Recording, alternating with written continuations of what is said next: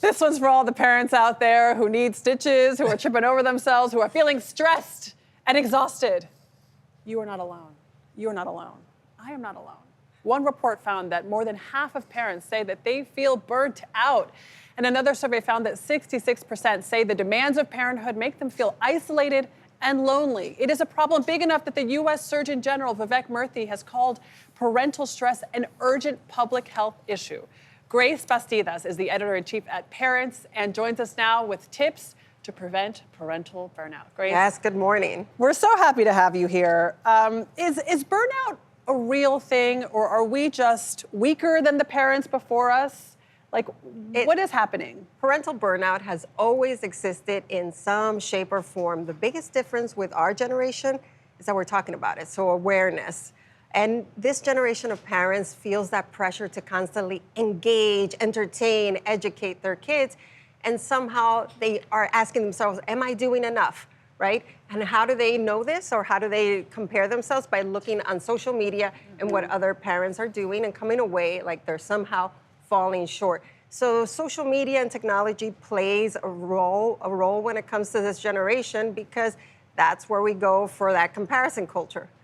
But so parents are under different pressures than prior generations, because we spend more time with our kids, and we're expected to, than parents of an earlier generation, even if we're working full-time jobs and a parent wasn't back in the day. It's a remarkable amount of just self-pressure, and I think it's anxiety about how the kid's going to do. Everyone wants their kid to thrive. We're not sure what kind of world it's going to be. How do people contain that? That's tough. Well, they're also worried about their kids on social media, protecting their kids. And, going back to technology, it's like time. If you work outside of the home, there's that expectation that you're always going to be on, that you're responding to email. So there are high expectations, but most of that we're putting on ourselves. So I think we have to take a step back and recognize that. Yeah. I don't think my mom raised 3 kids by herself. My dad, in all, has 7 kids. They never felt or looked like they were having parental burnout. But they weren't talking about it the way we are, right? Yeah. So this is a topic that, as you mentioned, the Surgeon General flagged. We're talking about it here, talk about it at home, at work. So what do you think parents could do to minimize burnout and maximize peace? Well, one of the things you can do if you have a partner is divvy up those responsibilities. Schedule a regular check-in with your partner to see what needs to get done and how you can divide that up. Put it on a whiteboard, a shared family calendar, and whoever's doing the task, let them do it. Don't micromanage. Yeah, let them do it their way. Exactly.